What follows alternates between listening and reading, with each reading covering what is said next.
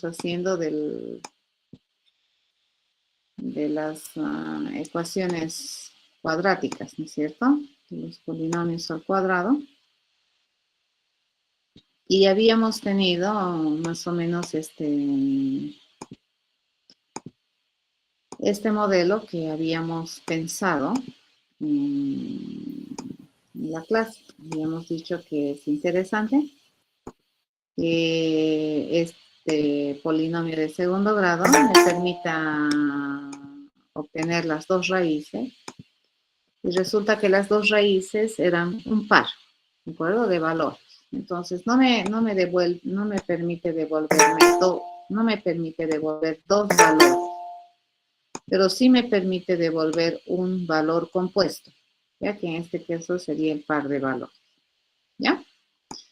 Ok, entonces lo que vamos a hacer en este momento es dar todo el marco conceptual por el cual nosotros podemos hacer lo que el día martes ya nos habíamos anticipado, ¿no es cierto?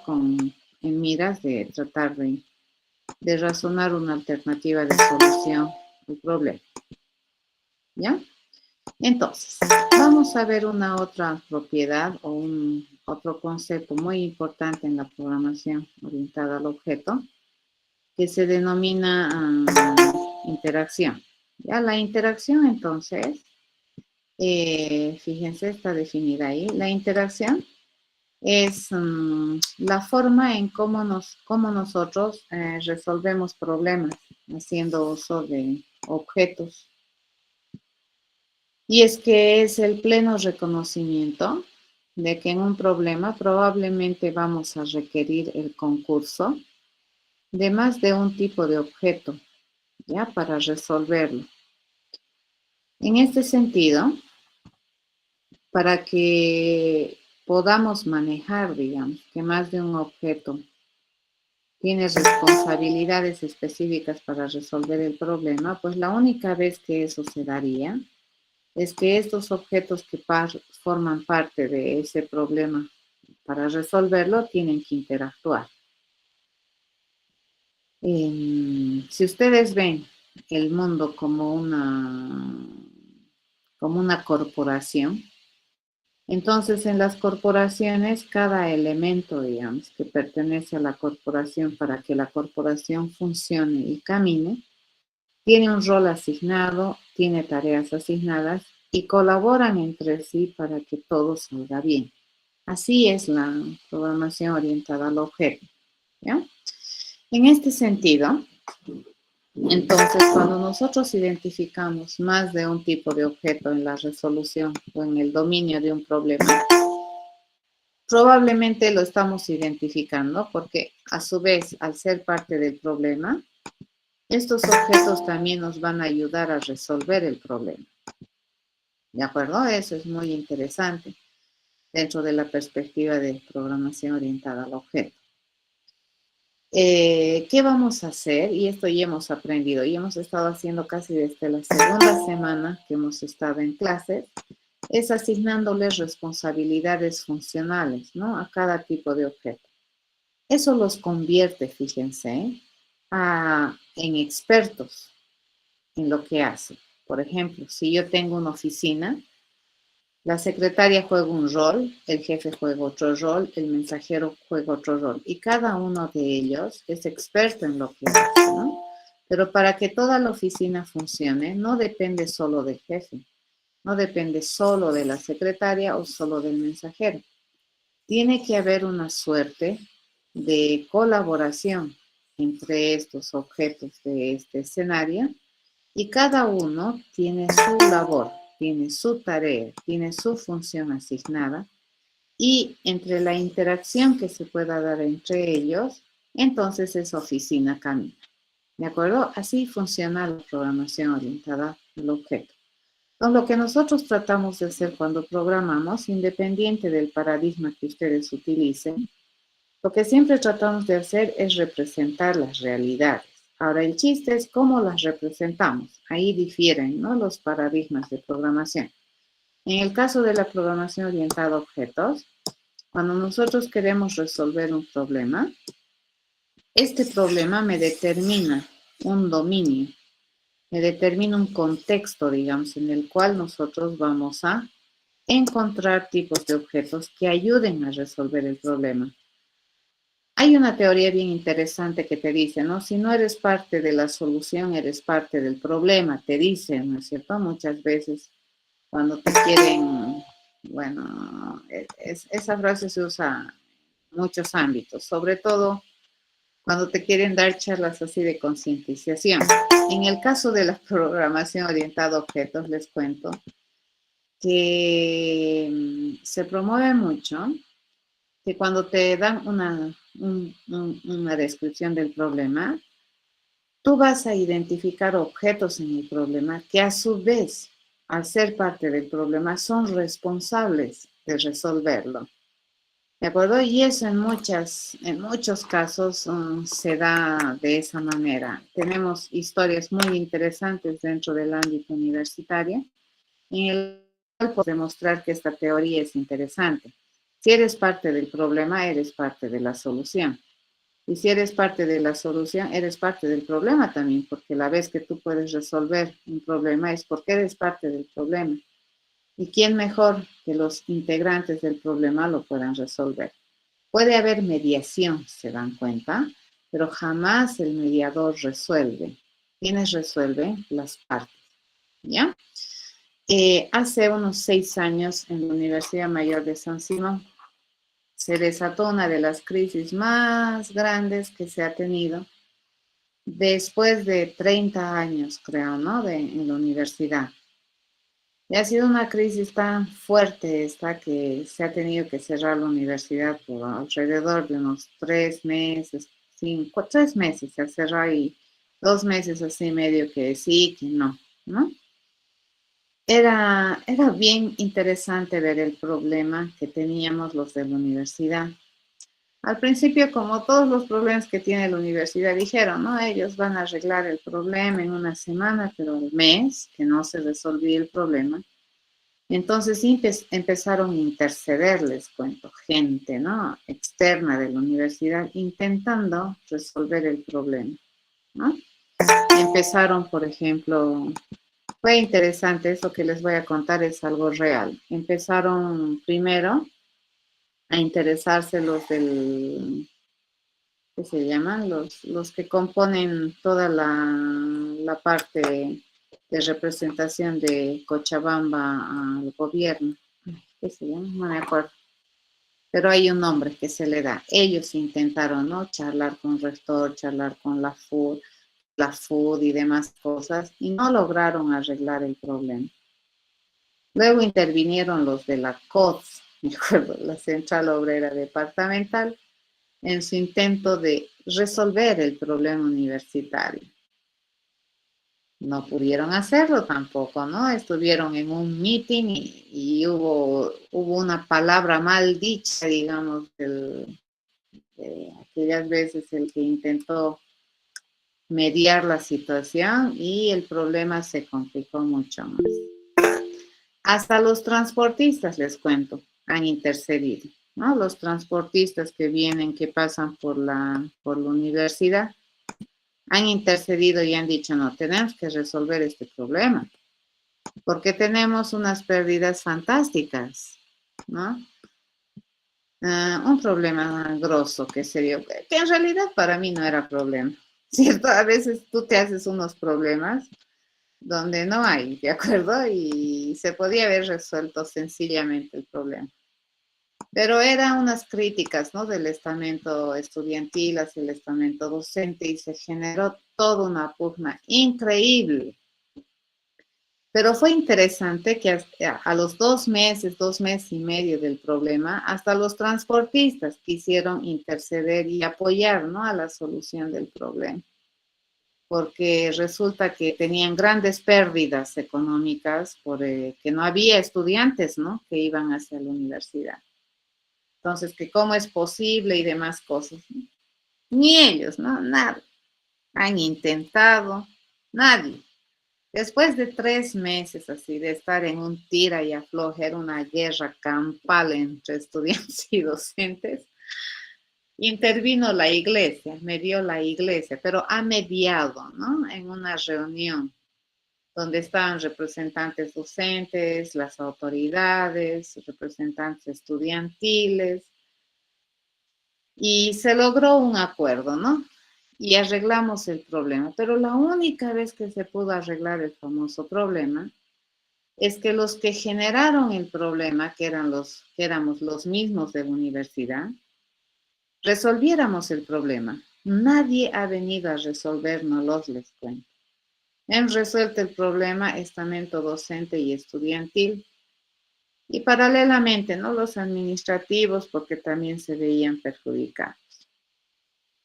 Pero en este caso, fíjense, si eres parte de la solución, es porque eras parte del problema. Y al revés, ¿no ve? Si eres parte del problema, eres parte de la solución también. Y más o menos así es la programación orientada al objeto. Tú tienes un problema descrito y tú en ese contexto empiezas a identificar tipos de objetos que están evidentemente en el problema, que a su vez estos mismos te van a ayudar a resolver. ¿De acuerdo? Ese es el enfoque que se maneja en programación orientada a objetos. Y se entiende, fíjense, que cada tipo de objetos que tú identificas para resolver ese problema, y habíamos hablado de esto, ¿no ves? Son distintos. ¿Por qué? Porque probablemente tienen funcionalidades distintas, porque probablemente tienen características esenciales distintas. Y cuando yo digo funcionalidades distintas es porque probablemente cada tipo de objeto sabe hacer cosas diferentes, pero que la suma de esas cosas diferentes, fíjense, cada una de esas cositas que sabe hacer cada tipo de objetos juntadito, me puede permitir resolver grandes problemas. Esa es la idea. Y la única vez que tú puedes hacer esto es siempre y cuando los objetos, incluso en el mundo real, interactúen. La única vez que pudimos resolver el problema el 2015 es que los docentes y estudiantes se han tenido que sentar a interactuar, a charlar, a dialogar y a consensuar. Ha sido la única manera, ¿ya? Porque después no había forma. Era increíble. Nadie pudo resolver el problema universitario. Los únicos que pudimos resolver fuimos los propios protagonistas del problema, ¿de acuerdo? A través de diálogos e interacción, ¿ya? Entonces, la interacción también en la programación orientada a objetos se da, ¿ya? ¿Por qué? Porque, repito, la forma de resolver un problema en orientación a objetos es identificando los objetos que van a participar en la solución, que usualmente también son parte del problema. ¿Cómo nosotros podemos identificar estos tipos de relacionamientos que tienen estos objetos que me derivan en interacciones? Se pueden encontrar a través de la identificación de objetos compuestos, por ejemplo. Si yo digo, ¿no? Un objeto se compone de estos otros objetos. Ahí yo ya estoy generando una relación estructural, que en definitiva también me va a generar una relación de interacción. ¿Ya? Entonces, siempre estos tipos de relacionamientos que tienes entre objetos, siempre te van a derivar una dependencia o una colaboración funcional. Es como cuando tú dices, ¿no? Dicen, tú, objeto estudiante, me he comprado un libro, ¿cierto? Entonces, ¿qué te has comprado? Un libro. Entonces, la única vez que tiene sentido en el contexto que estudiante se compre el libro, digamos, en el contexto académico, es que el estudiante pueda usar ese libro, ¿de acuerdo? Porque si no lo usa, entonces no tiene sentido. ¿Estamos de acuerdo? Si te lo compras, si te lo guardas, es mejor no comprártelo, porque no tiene utilidad. Entonces, en este caso, fíjense, tanto el objeto libro como el objeto estudiante están colaborando. Ahora, ¿quién colabora con quién? Eso hay que ver, ¿de acuerdo? Eso te dependería de qué tipo de realidad estás modelando. Pero en este caso del estudiante libro, esa es una relación estructural de uso, ¿ya? Entonces, el estudiante usa un libro para estudiar, podría ser, ¿de acuerdo? Pero también puede haber una relación, como les comentaba, de composición. Toda persona tiene aparato digestivo para vivir. Entonces, si el aparato digestivo per se lo modelamos como un objeto abstracto, entonces la persona sin su aparato digestivo no puede vivir. ¿De acuerdo? Esa es una composición dura. Y obviamente para que esta persona pueda vivir va a necesitar de funcionalidades que tiene tu aparato digestivo. ¿Ya? Entonces tu aparato digestivo es responsable ¿de acuerdo? Tin, tin, tin, le pones cosas. Y la persona al tener aparato digestivo, entonces para poder vivir y hacer sus cosas va a necesitar usar esas responsabilidades o funcionalidades que tiene tu aparato digestivo. O también puede ser, por ejemplo, una relación de agregación. Por ejemplo, cuando tú tienes cuando tú probablemente, a ver, los seres humanos vuelan, no ve, pero si tú fueras un paracaidista y tienes un paracaídas, entonces te da la sensación de que estás volando, ¿correcto? Pero normalmente un ser humano no vuela, a menos que tenga un paracaídas, ¿de acuerdo? Y a menos que el paracaídas le ayude, le aumente esa funcionalidad, digamos, al ser humano de estar en el aire solito. Ahora, no sé si será volar, pero por lo menos flotar en el aire. ¿Estamos de acuerdo? Entonces, ese tipo de relacionamientos estructurales siempre te van a derivar en definitiva en una dependencia funcional, ¿ya? Y esa dependencia funcional, la necesidad que tiene un objeto de utilizar las cosas de otro, a eso se llama interacción. Entonces, ¿cómo los objetos interactúan entre sí? Lo van a hacer a través de mensajes. ¿Y qué es un mensaje? Un mensaje no es nada más que la invocación, la llamada a una funcionalidad que tiene otro objeto. ¿Estamos de acuerdo? Eso básicamente es la forma de interactuar. Entonces, ¿cómo van a interactuar? A través de mensajes. Un objeto le manda un mensaje a otro. Este otro objeto recibe el mensaje y responde en consecuencia. ¿De acuerdo? Entonces, se van armando, digamos, estas clases de interacciones para poder, a su vez, resolver problemas grandes, y a través de mensajería.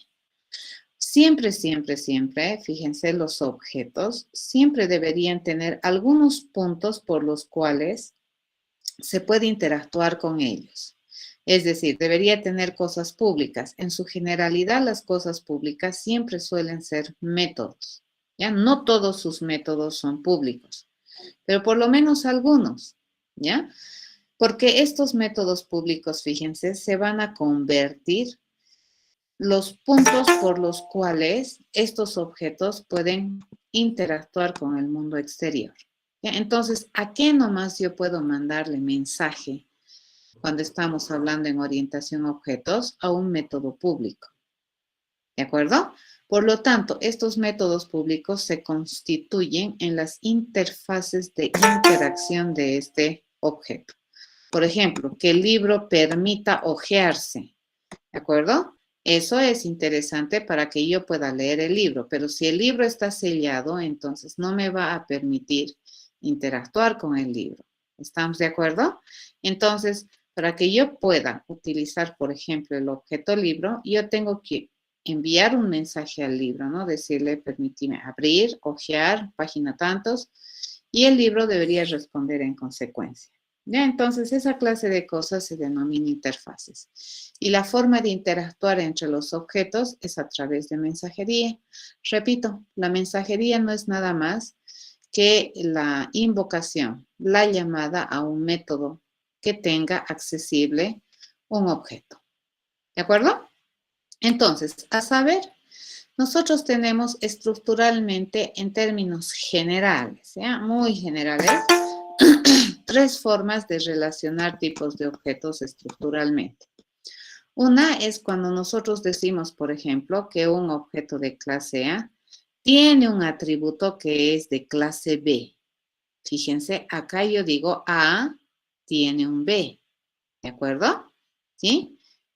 Interfaz es el punto por el cual o se define como interfaz a todo aquel punto por el cual tú puedes interactuar con un objeto. Todas las cosas públicas que tú declaras en una clase identifican todas las interfaces de los objetos de esa clase. Por ejemplo, en el triángulo, el calcular perímetro era una interfase. ¿Eso qué quiere decir? Que yo puedo charlar con el triángulo mandándole el mensaje calcula perímetro.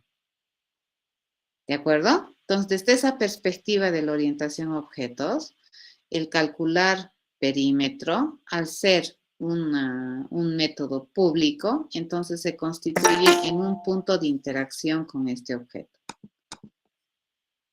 Esa es una interfase. ¿Ya? Interfaz es todo lo que miras y puedes usar. ¿Estamos de acuerdo? Entonces, en programación orientada a objetos, ¿qué habíamos dicho que era la propiedad del encapsulamiento? Era la propiedad por la cual nosotros podemos esconder, ocultar información de un objeto. Por varias razones, ¿no es cierto? Nos interesaría ocultar para mantener la consistencia interna de la información que tiene el objeto, para modelar de mejor manera los objetos del mundo real, porque los objetos del mundo real tienen varios secretos. ¿Estamos de acuerdo? Entonces tienen varias cosas ocultas que no permiten modificarlas desde afuera sin control. En el caso de mi cuenta bancaria, que era lo que estaba bien protegidito, bien resguardado, era el saldo, ¿cierto? Y todos los datos de la cuenta bancaria. La única manera que nosotros podíamos alterar el saldo era a través de esas interfaces.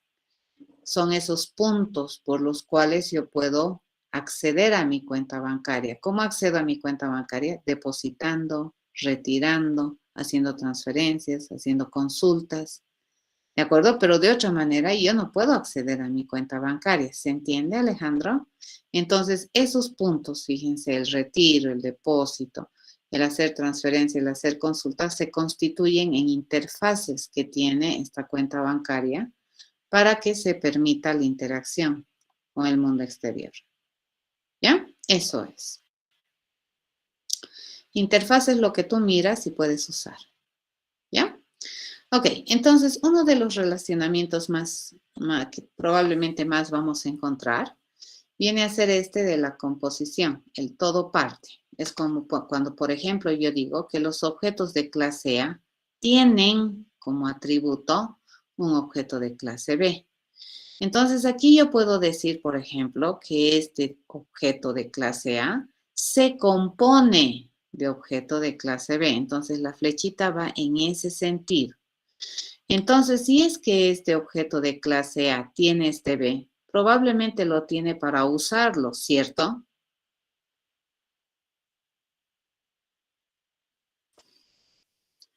Porque si no, no tendría mucha gracia que te compongas. ¿Ya? A tiene un B.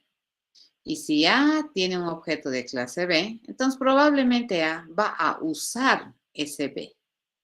¿De acuerdo? Entonces ahí se genera, fíjense, una dependencia funcional. Si bien es cierto, estructuralmente yo he dicho A tiene un B, esto indirectamente me dice que la única vez que es interesante que este objeto de clase A tenga un B es porque este en algún momento lo va a usar. Por ejemplo, acá nosotros podemos definir, ¿no es cierto?, con el constructor, un dato para nuestro atributo dato, aquí, ¿no? Asignamos. Y en algún método, en alguna responsabilidad, lo más probable es que utilicemos, fíjense, este dato que tenemos como atributo y colaboremos con este objeto que sabe hacer MB. ¿Ya? Entonces, la única vez que tiene sentido de que un tipo de objeto se componga de otro es porque esta parte de este objeto tiene también parte de la responsabilidad para que éste se luzca. ¿Estamos de acuerdo? Entonces, ¿esto cómo se lee? Esto se puede leer, ¿no? Que todo objeto de clase A tiene un dato que es de clase B. Por lo tanto, cada vez que utilice este su atributo, fíjense, y si seguimos la teoría de orientación a objetos, pues cada vez que requiero usar este atributo dato, enviar mensajes, entonces, ¿qué estamos haciendo? Estamos interactuando. ya con los objetos de la clase B. ¿Y cómo se interactúa? A través de mensajería. Fíjense, este es un mensaje. Le estoy mandando mensaje MB. ¿A quién? ¿A quién? Este puntito que tenemos dice, ¿a quién? Eso es dedo acusador. ¿A quién le estamos mandando el mensaje? Le estamos mandando el mensaje a este dato. ¿De acuerdo? ¿Y dato de qué clase es? Es de clase B. Entonces le estoy pidiendo a este objeto de clase B que me responda al mensaje MB. ¿De acuerdo? Y a esto se llama interacción. Fíjense, los objetos de clase A están interactuando con objetos de clase B. ¿De acuerdo? Así funciona. A ver, un ejemplo más específico viene a ser este objeto que vemos todos los días en nuestra vida. ¿Ya? El auto, por ejemplo, es uno de los objetos que ilustra muy bien el concepto todo parte. ¿Ya? Lo que acabo de mostrarles es todo parte. Hay un todo que se compone de partes. Entonces, para que el todo funcione, requiere que sus partes funcionen, ¿cierto? Si no, está complicado. Es más, para que el todo funcione, esas partes tienen que colaborar probablemente entre sí y tienen obviamente que responder funcionalmente a todo para que el todo funcione. ¿Estamos de acuerdo? Eso es el principio, ¿ya? Entonces acá nosotros podríamos modelar de la siguiente manera e indicar, ¿no? Que un auto sin sus partes, fíjense, no funciona. Entonces aquí yo tengo una relación bien estricta. Yo digo, todo auto tiene motor, ¿ya? Y el motor a su vez es un objeto bien complicado, ¿no ve? Puede tener varias cosas, ¿de acuerdo? Pero para que yo pueda utilizar el auto, probablemente voy a necesitar también utilizar funcionalidades del motor. ¿Se entiende? Fíjense, todo auto tiene motor, pero el motor al no ser un dato primitivo, no es un entero, no es un real, no es un booleano, no es una cadena. Oh, dices, es un tipo de dato abstracto. El motor en sí, entonces ya se constituye en un tipo de dato que nosotros estamos definiendo. ¿De acuerdo? A través de la observación que tengamos del mundo real y lo que decidamos ponerle a este motor. Pero la única vez que nosotros sabemos que, por ejemplo, el auto se mueve, es si solamente el motor le ayuda, ¿correcto? Porque si no, no tiene sentido. Porque si el auto se mueve sin necesidad del motor, entonces no vale la pena que tenga el motor. ¿Se entiende? Sí, Sí, ¿verdad? Génesis. Entonces, esa es una manera de interactuar. Entonces, ¿quién interactúa con quién aquí? El auto interactúa con el motor, ¿ya? El auto se sirve de funcionalidades del motor. ¿Y por qué? Porque el auto resulta que tiene un motor, ¿de acuerdo? Eso. La otra forma de mostrar relacionamiento estructural es esta de posibilidad. ¿Ya? Yo puedo decir que un objeto de clase A puede tener un dato de clase B. Entonces aquí es un poco más relajado que en el anterior ejemplo. No necesariamente tiene, pero una vez que tiene, si tuviera, entonces los objetos de clase A aumentan su funcionalidad, ¿ya? Pero para funcionar los objetos de clase A no requieren tener necesariamente un objeto de clase B. Pero para algunas características y para que todo funcione bien, si tuviera el dato B, entonces este objeto de clase A aumenta funcionalidad. Entonces aquí, ¿cómo se puede leer esta relación? Todo objeto de clase A puede tener, o no también, un objeto de clase B. Y si es que ese objeto existiera, si es que ese dato existiera, entonces este objeto le va a agregar funcionalidad a los objetos de clase A. ¿De acuerdo? Entonces aquí yo le pregunto, si existe el dato, yo puedo mandarle mensaje a este B y le voy a añadir funcionalidad A. Les voy a dar un ejemplo bien preciso de esto. Esto todos lo van a entender. ¿Ya? Acá tenemos, por ejemplo, dos objetos. Uno es una computadora y el otro es una impresora. Fíjense, la computadora por sí misma es un objeto que tiene funcionalidades específicas, ¿ya? La computadora no requiere de una impresora para funcionar, ¿cierto? No requiere, pero puede tener una impresora. ¿Estamos de acuerdo? Entonces aquí yo le puedo decir, ¿no? Esta es mi computadora por sí solita, funciona bien. Pero si yo le agregara una impresora, ¿qué le estoy haciendo? Le estoy añadiendo funcionalidad a esta computadora. La misión básica de esta computadora es computar, ¿cierto? Calcular, procesar. Para eso está diseñada, ¿ya? Pero si yo le pusiera una impresora a esta computadora, entonces además de procesar, calcular, computar, puede imprimir. ¿Ya? Entonces le estamos añadiendo una funcionalidad extra. Probablemente en la computadora la funcionalidad de imprimir no es la esencia de la computadora, pero podría agregar esa responsabilidad si es que tuviera esa parte de la impresora. Pero no es obligatorio que la tenga. En cambio, en el auto sí, ¿no ve? Sin motor el auto no se mueve. ¿Ya? Ahí hay una obligatoriedad, digamos, de la relación estructural. Acá no. ¿Cómo se puede modelar esto? Fíjense, yo digo, la computadora puede tener impresora. ¿Ya? Y la impresora per se ya es un objeto complicado, cuya misión de una impresora, ¿qué cosa es? Imprimir. Ah, dices, toda computadora puede imprimir también. Pero ¿de qué va a depender si efectivamente imprime o no? Va a depender si tiene asociado una impresora en este momento.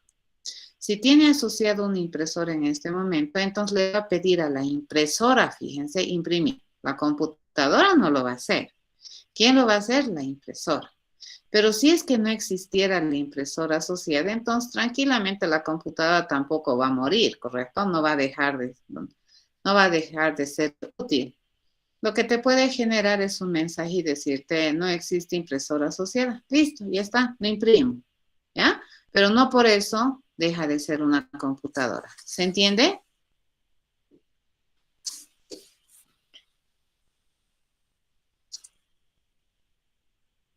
Entonces aquí nuevamente, fíjense, ¿cómo es la relación? La computadora puede tener impresora.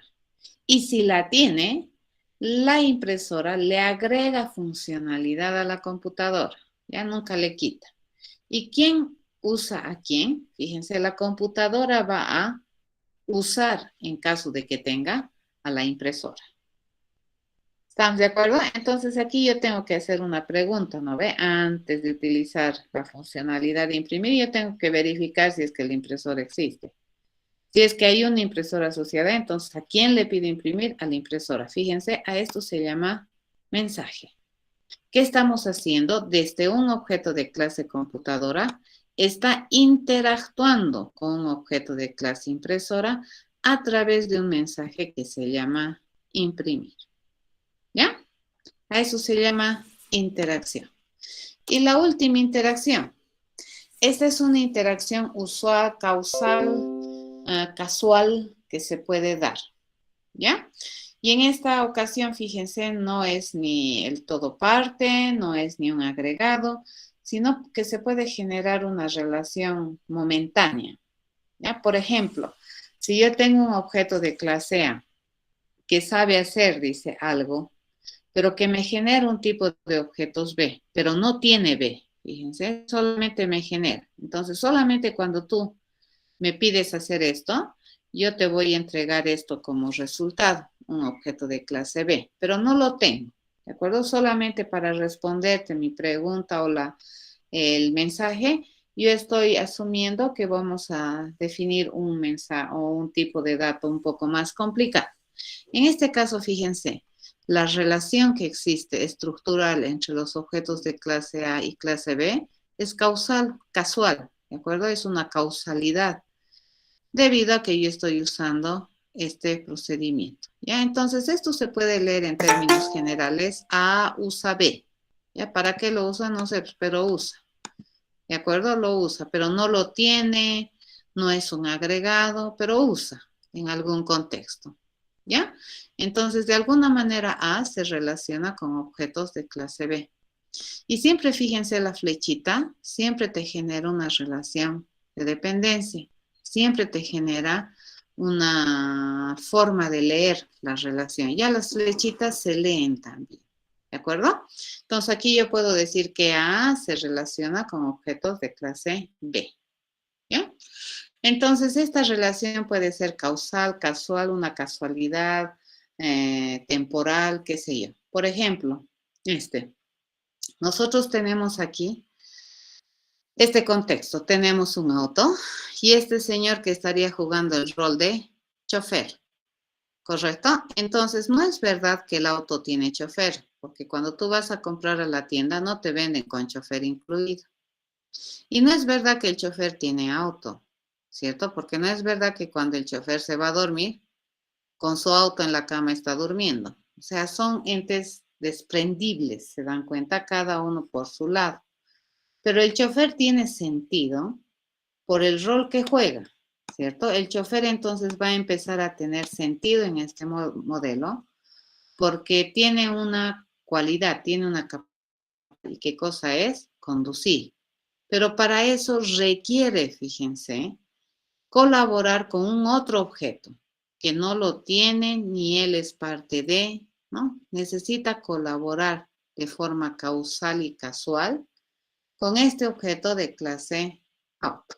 Ya entonces el chofer que hace conduce un auto y el auto es conducido por un chofer, ¿correcto? Entonces aquí yo no puedo decir que el chofer tiene auto o que el auto tiene chofer, no puedo, ya porque no son indivisibles. Puedo cambiar de chofer si quiero, puedo cambiar de auto, ya, pero la única vez que este individuo se denomina chofer es porque tiene esta responsabilidad funcional de conducir. Entonces, el modelo que haríamos, por ejemplo, en programación orientada a objetos sería así. Yo tengo un chofer, yo tengo un auto y la responsabilidad básica de este chofer, ¿qué cosa es? Es conducir. Pero para poder hacer esta responsabilidad necesita la información de un auto o necesita un auto. No lo tiene. ¿De acuerdo? Necesita solamente para hacer esta funcionalidad.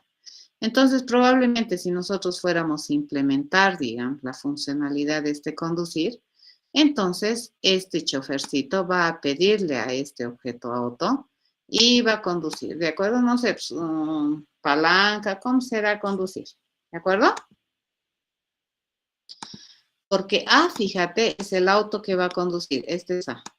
Entonces, el chofer para poder conducir requiere de un auto. Y la única vez que un chofer puede conducir un auto es que el auto se deje, ¿correcto? O que el auto lo permita, ¿cierto? Imagínense entrar a un auto que no tiene volante, no tiene pedales, no tiene caja, no tiene nada de nada. ¿Puedes conducirlo?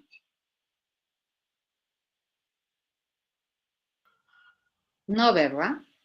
Entonces, para que el auto se deje conducir por un chofer, entonces el auto tiene que presentar interfaces de interacción. Por ejemplo, a eso se llama interfaz, el volante, los pedales, la caja. ¿No ve? Y el motor está bien ocultito, fíjense. Está bien oculto en el auto.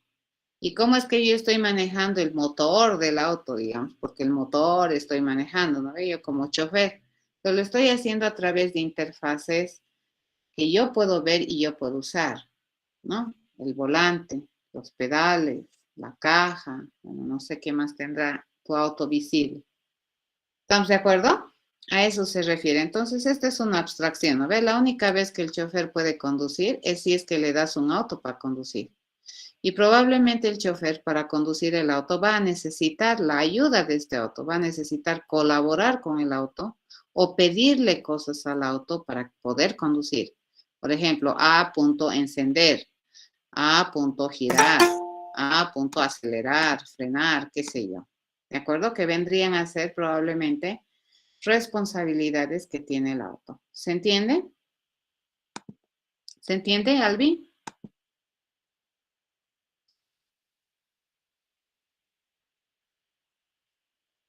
¿Sí?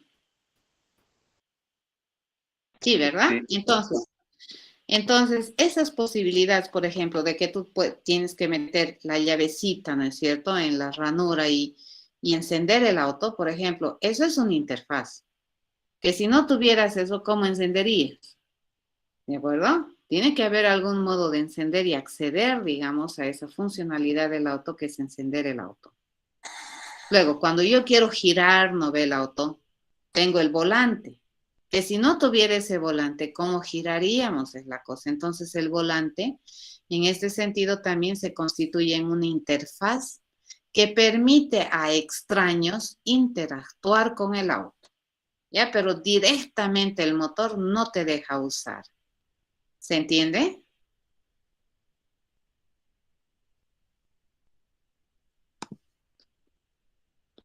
A sería el auto. A es auto, fíjate, este es el auto A. Estoy recibiendo como dato de entrada un A, que es de clase auto. Sí, es un auto por ingresar. Yo para conducir requiero un auto, eso le estoy diciendo. No tengo, requiero un auto para poder conducir. Si no me das auto, yo no puedo conducir. ¿Cierto? No me puedes sentar, así no, ¿de acuerdo? No puedo conducir, ¿se entiende? Sí. Sí, ¿verdad? Eso es. ¿Ya? En este caso, fíjense, sería una entrada. Fíjense, sería una entrada a la funcionalidad conducir.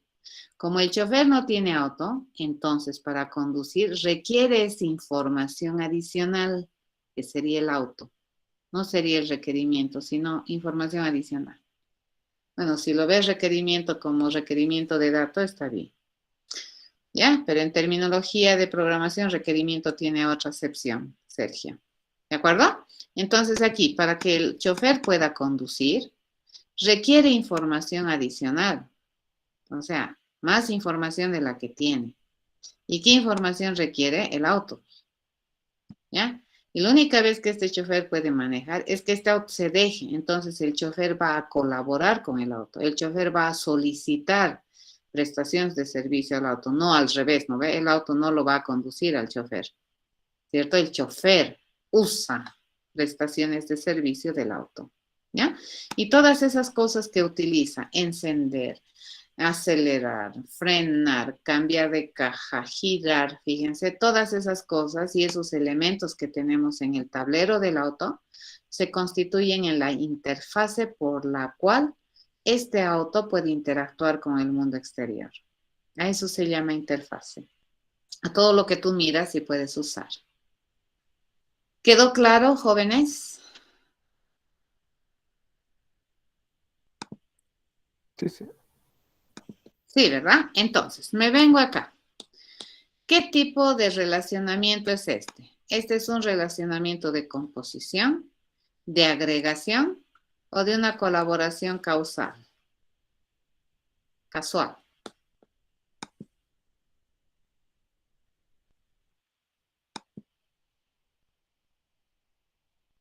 Causal. Es causal, porque fíjense, no es verdad que el polinomio de segundo grado tiene un par de valores, no tiene, fíjense, no tiene. Pero sí te devuelve como resultado de cuando me pides calcular las raíces, porque cuando me pides hacer otras cosas, mostrar, por ejemplo, yo ni siquiera uso par de valores. Entonces, esta también sería una relación causal. Y fíjense cómo se ha generado así. Entonces, para que el polinomio de segundo grado pueda devolver una colaboración, correcto, Josías, para que el polinomio de segundo grado pueda devolver un par de valores, probablemente este polinomio va a necesitar la ayuda de un objeto par de valores y va a tener que interactuar con este objeto. ¿Estamos de acuerdo? Eso. ¿Ya? Es lo que ha explicado Alejandro. ¿Qué significaría a punto conducir? A ver, repito. Para que un chofer pueda conducir, ¿ya? ¿Qué información adicional necesita? Un auto, porque fíjate aquí no tiene nada. Y no es correcto decirle que el chofer tiene auto. Porque si le digo que el chofer tiene auto, entonces quiere decir que cuando se va a dormir con su autito como joroba. ¿Correcto? Y no es verdad. Entonces, el conducir es una tarea que el chofer la va a realizar siempre y cuando tú me des un auto. ¿Ya? Entonces aquí probablemente el chofer va a tener que interactuar con el auto, que es A, que tiene que conducir. Entonces probablemente aquí al auto que va a conducir le va a pedir ayuda, ¿no ves? Le va a decir, quiero que hagas esto, quiero que hagas otro. ¿Qué es lo que va a conducir el chofer? Este auto. ¿De acuerdo? Entonces este auto le tiene que ayudar, tiene que dejarse conducir para que este chofer pueda responder de manera correcta a su propiedad nata de conducir. A eso se refiere. Ya A punto conducir, ¿qué dice? Le estoy mandando un mensaje conducir. ¿A quién? A A. Y A que es un auto. Por lo tanto, ¿qué funcionalidad va a utilizar? Esta. ¿De acuerdo? Entonces el chofer está interactuando con objeto de clase auto. ¿Correcto? Eso. ¿Ya? Ok, nos vendremos entonces acá a esta parte de lo que nosotros estuvimos haciendo el anterior día y acabamos de identificar nuestro primer programita que está introduciendo este concepto de interacción.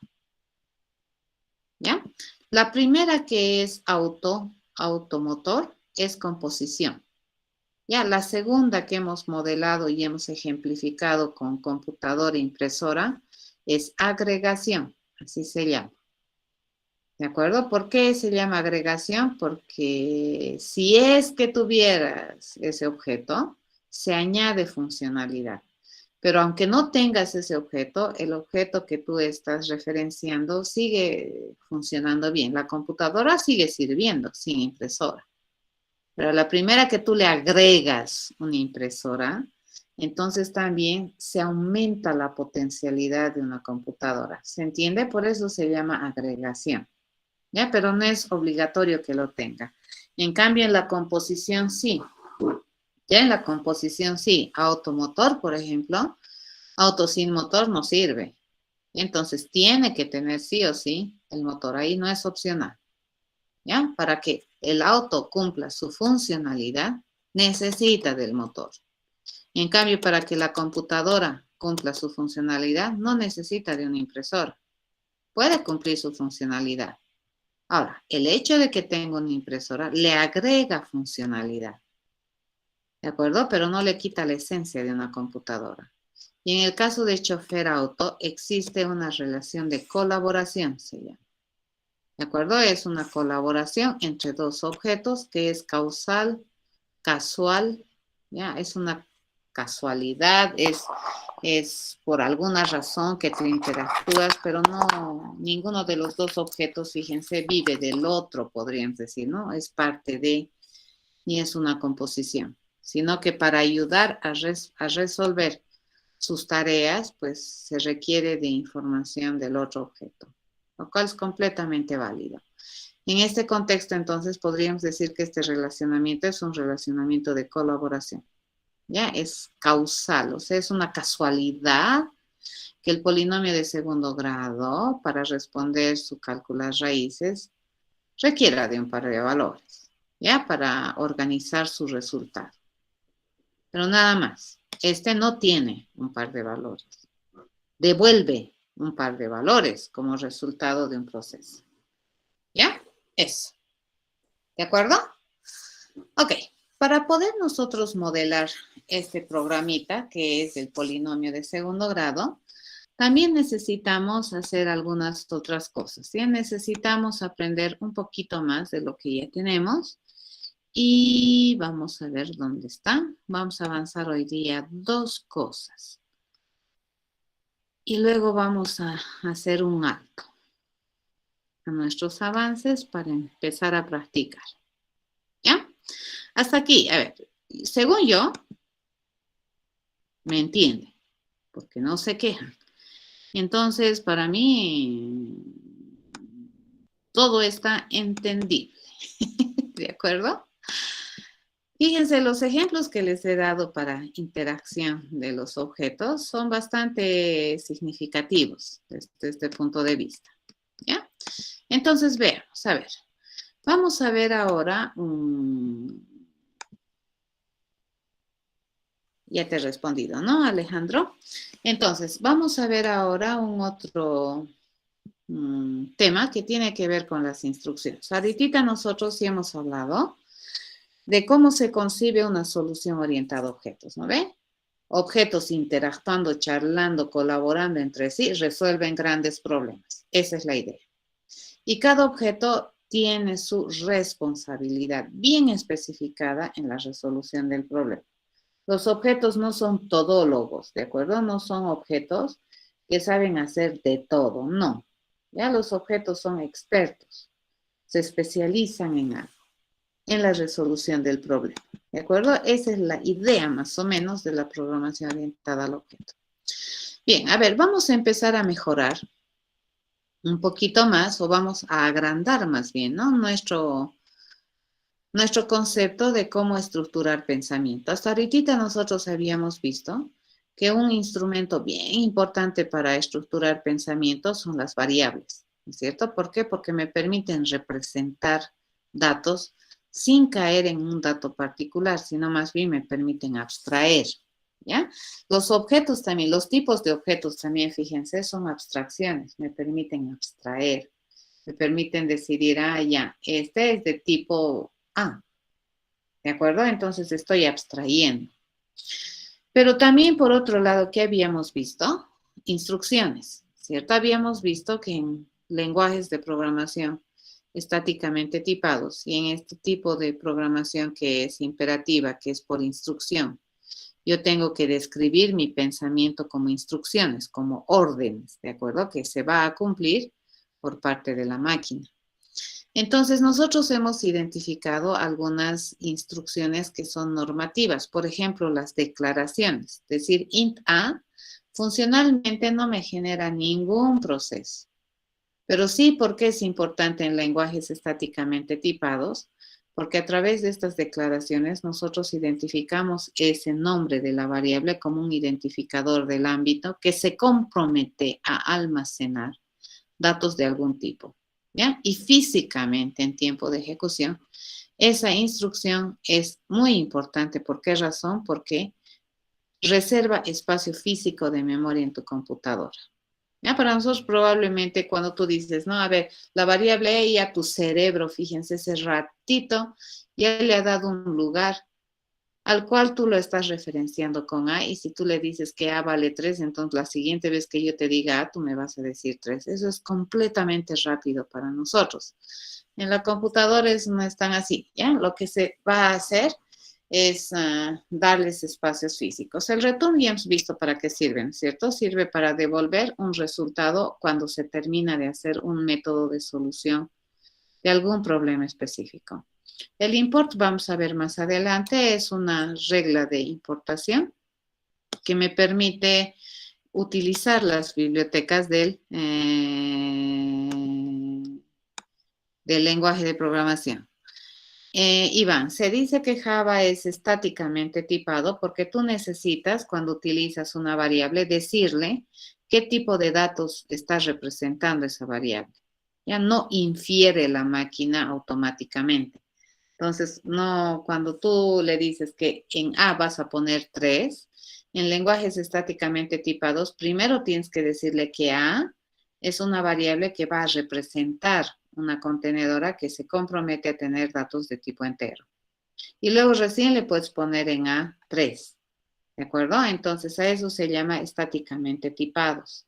Cuando tú necesitas decirle explícitamente qué tipo de dato va a almacenar una variable. ¿De acuerdo? Es explícito. A eso se llama estáticamente tipado. Cuando el lenguaje no tiene la capacidad de inferir. Hay lenguajes que, por ejemplo, no necesitas declarar. Tú le dices A igual a 3, entonces tu compilador va a inferir automáticamente que el tipo de variable es un tipo de dato entero. Ya en el caso de Java no es, ¿ya? Así, es estáticamente tipado. Y cuando tienes lenguajes estáticamente tipados, las declaraciones son algo que es obligatorio, ¿ya? Entonces, las declaraciones sirven precisamente para decir que una variable se compromete a almacenar datos de algún tipo. ¿De acuerdo? Sí, cuando tenemos un método y este método se compromete a generarme resultados, tiene que ser un resultado. Ahora, ese resultado puede ser tan complicado como tú quieras o tan simple como tú quieras. ¿De acuerdo? Entonces, ¿quién define qué tipo de resultado va a generar tu método? Es el programador. Si es sencillo o si es complicado. En el caso de calcular las raíces del polinomio de segundo grado, que hemos decidido que el resultado va a ser algo complicado, no va a ser algo sencillo, no va a ser un número, va a ser un par de números. Y eso para nuestro entendimiento, pues sí es complicado. ¿De acuerdo? Y entonces eso depende mucho, ¿no ve? De lo que estás resolviendo y de cómo estás pensando, digamos. Pero tu resultado tiene que ser uno. Ahora, ¿qué tipo es ese tu único resultado? Puede ser pues tan complicado como tú quieras. Tú puedes generar como resultado un auto si quieres, ¿de acuerdo? O puedes generar un entero. Eso depende de lo que estás resolviendo, ¿ya? Pero sí te va a generar un resultado. Tú puedes generar una lista de 80,000 estudiantes, pero ¿qué es? Una lista. ¿Estamos de acuerdo? ¿Cuántos resultados? Un hito, que es una lista. ¿Que tiene hartos datos? Tiene hartos datos, pero yo no puedo devolverte más de un resultado en ese sentido. ¿De acuerdo? Eso es bien importante. Entonces, por esa razón también es interesante que nosotros como programadores tengamos la posibilidad de definir nuestros propios tipos de datos que se acomoden a las realidades que estamos queriendo resolver. ¿Ya? Dentro de lo que es las instrucciones dentro de los lenguajes de programación, hay dos que nosotros no vamos a ver, ¿ya? Por lo menos dentro de nuestros programas no los vamos a usar. Unas que me permiten leer datos de este teclado por defecto y otra que me permite mostrar datos a pantalla por defecto, que son las instrucciones de interacción. Como su nombre dice, estas te permiten interactuar a través de dispositivos de entrada-salida con algún programador. Ya nosotros, ¿cómo vamos a interactuar con nuestro programa? A través del paso de parámetros. Ahí ya lo hemos estado haciendo. ¿Sí? Ok, entre las funcionales, la instrucción más sencilla que existe, y no por eso menos poderosa, es la asignación. ¿Ya? Ahorita todo hemos resuelto con asignación. ¿Cierto? Todo lo que hemos hecho hasta ahora, fíjense que ya estamos en 7 de abril, que básicamente estamos un mes pasando clases. Todas las soluciones que hemos hecho, las hemos hecho haciendo uso de esta instrucción funcional que es la asignación, que es súper poderosa, ¿de acuerdo? La asignación, ¿qué es lo que hace? Te permite copiar un resultado, un valor a una variable, ¿de acuerdo? Te permite poner almacenar, ¿ya? Y estas variables, cuando almacenan en el futuro, las puedo reusar y puedo generar nuevo dato. Y ese nuevo dato lo vuelvo a almacenar en otro lugar, ¿de acuerdo? Y esos almacenamientos, ¿con qué instrucción se hace? Con la asignación, ¿ya? Entonces, esta instrucción que me ha permitido, digamos, asignar valores a variables, eso se denomina asignación y es la instrucción funcional más sencilla y probablemente también más poderosa que existe dentro de lo que es la estructuración de pensamiento. ¿Ya?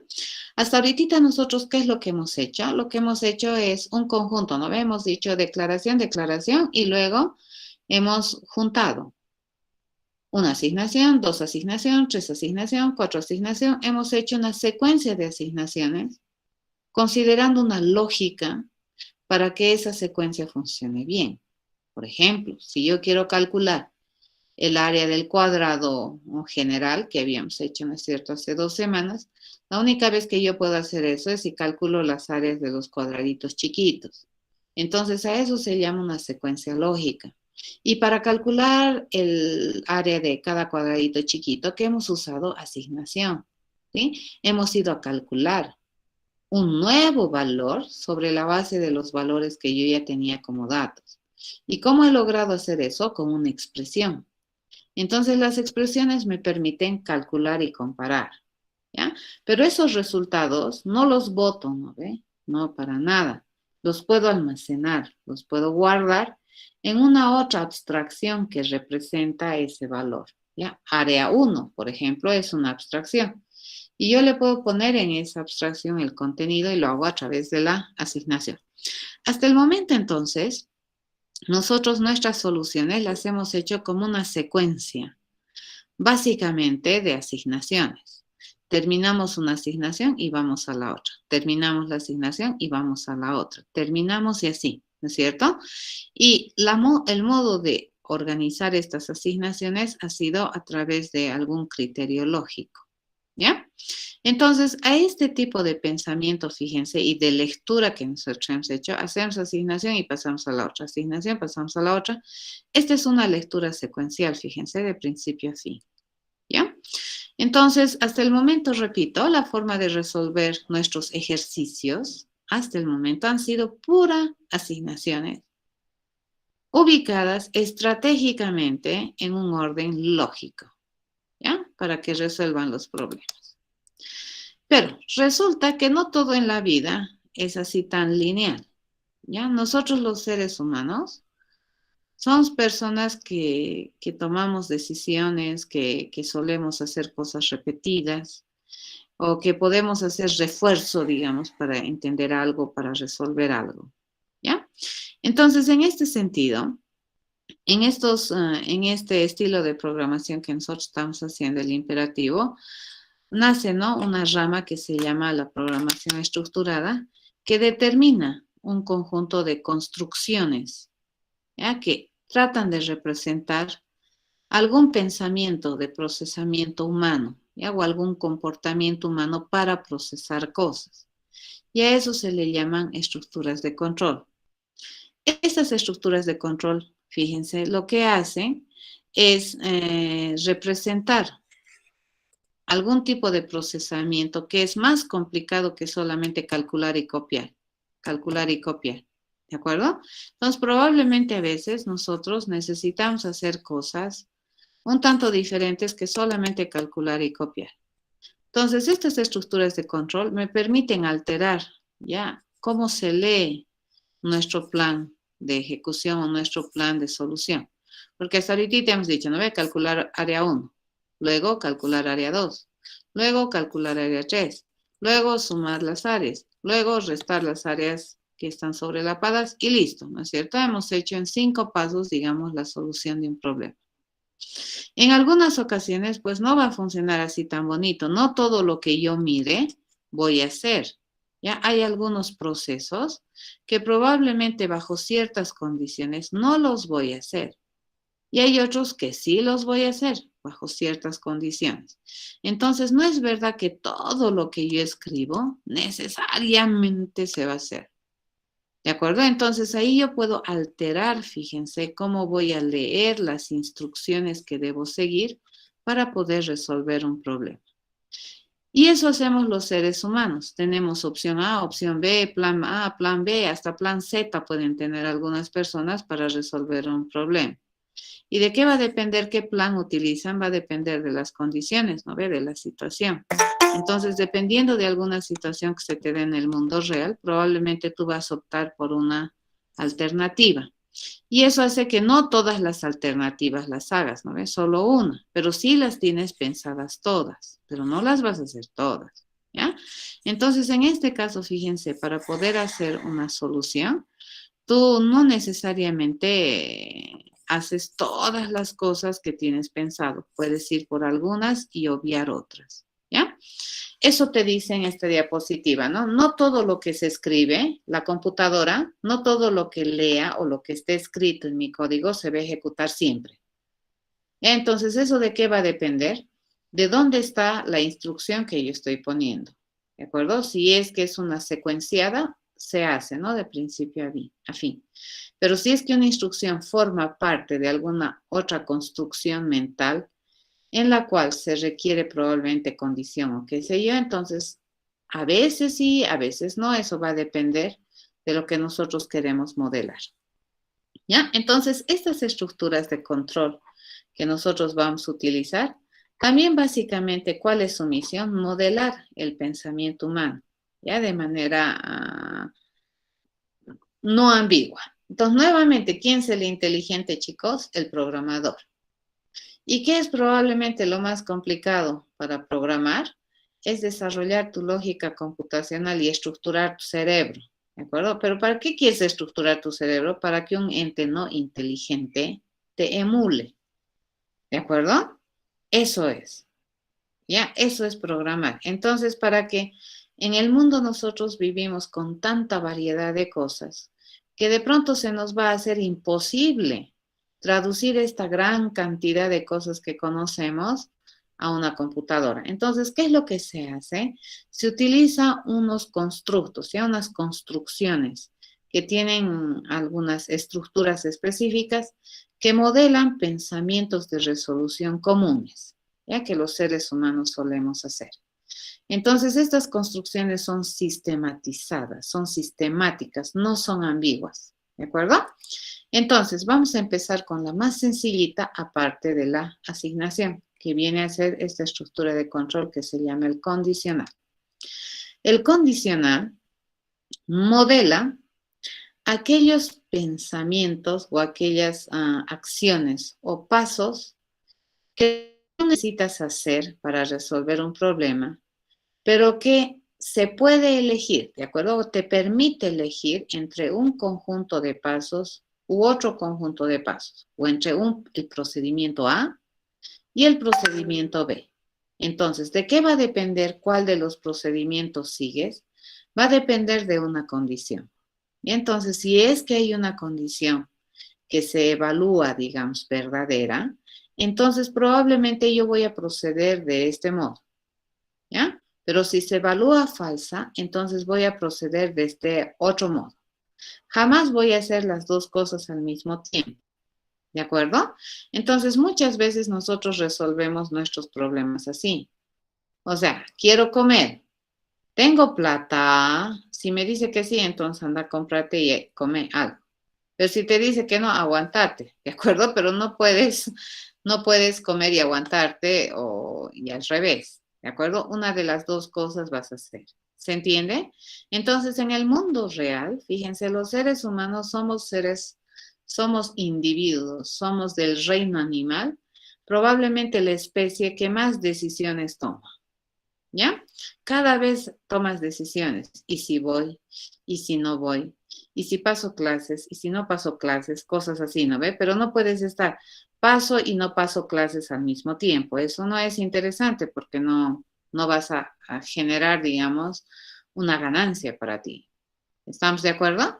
Entonces, muchas veces los seres humanos tendemos a resolver los problemas de manera condicionada. Podemos tener, fíjense, más de una alternativa de solución o podemos tener distintos planes, depende de la condición, ¿ya? Entonces, para eso sirven las condicionales.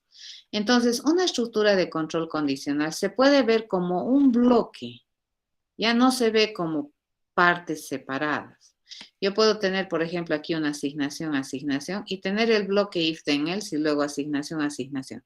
De todas maneras, fíjense, esta forma de de hacer este conjunto de acciones sigue siendo secuencial, pero aquí adentro, fíjense, este bloque que tenemos aquí, ya no es más verdad que vamos a pasar por aquí, por aquí, por aquí, por aquí, por aquí, y luego vamos a venir por acá. No, vamos a venir por acá, y ya sea vamos a hacer esto o vamos a hacer esto dependiendo de una condición.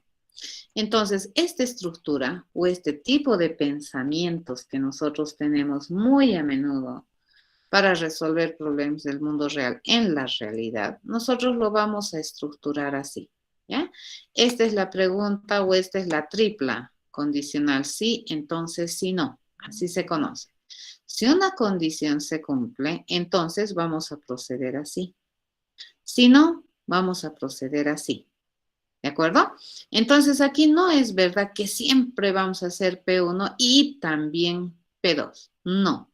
¿De qué va a depender si hacemos esto o si hacemos esto? Va a depender de una condición. ¿Ya? Y es completamente válido en el razonamiento humano tener esta clase de decisiones.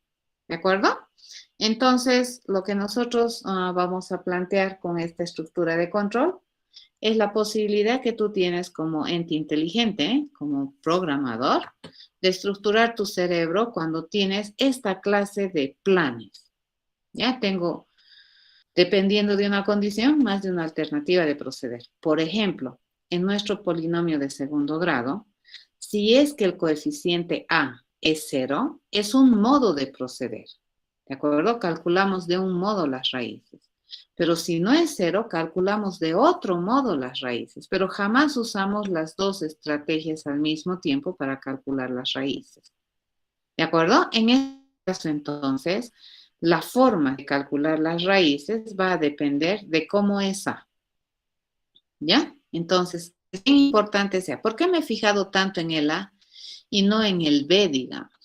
Porque como A en la fórmula general de encontrar las raíces va a dividir alguna otra fracción, entonces tengo que tener mucho cuidado con ese famoso valor de A, porque puedo generar un error, ¿cierto?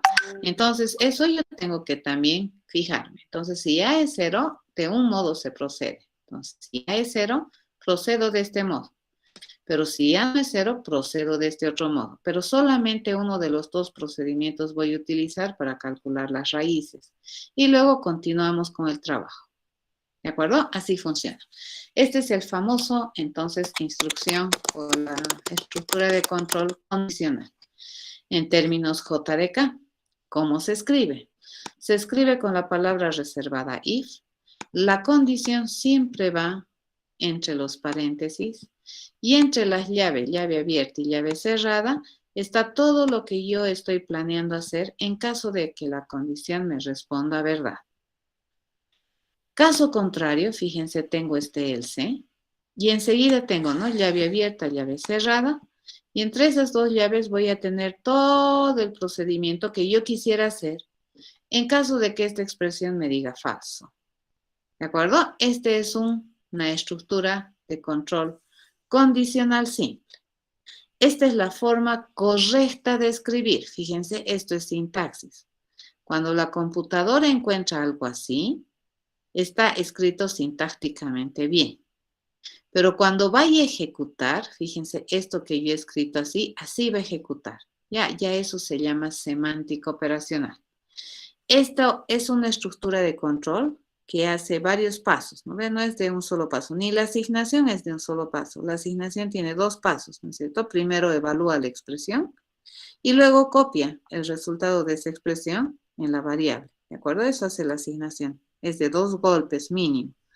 En este caso, mi estructura de control de condición va a ser la siguiente, va a ejecutar de la siguiente manera. Fíjense, lo primero que hace es evaluar la expresión booleana. ¿Y esto qué me va a generar por definición? Un resultado. ¿Ya?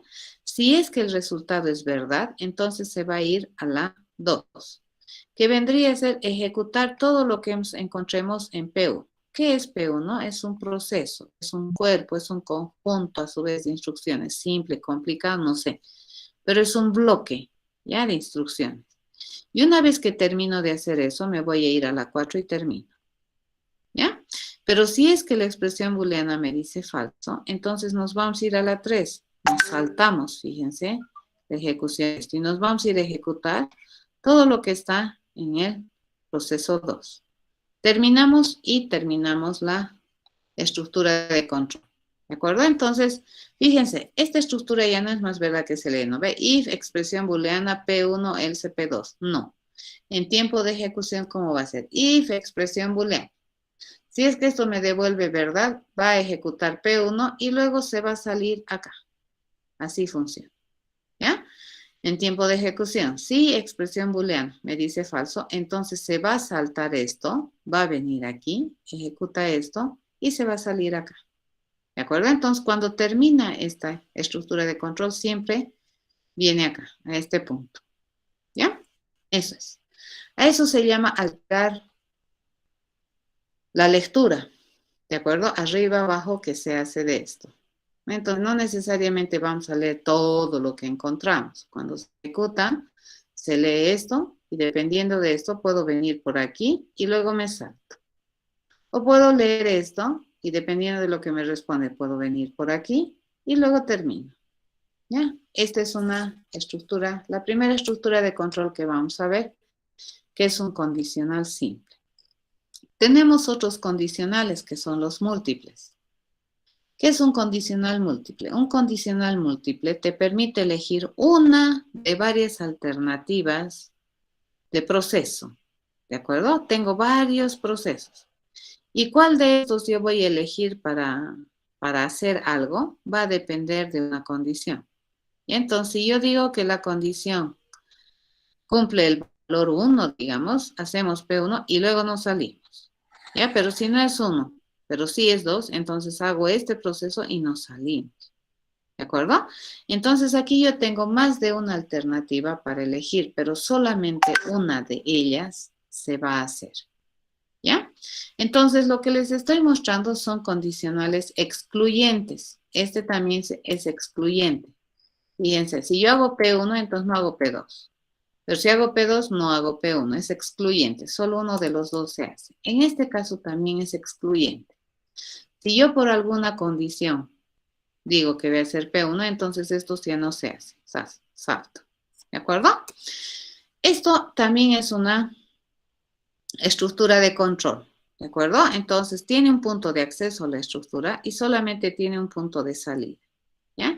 Y esto se puede ver como un solo bloque, ¿ya? De razonamiento mental. Esta es una asignación. En cambio, este es un condicional múltiple y este es un solo bloque de razonamiento.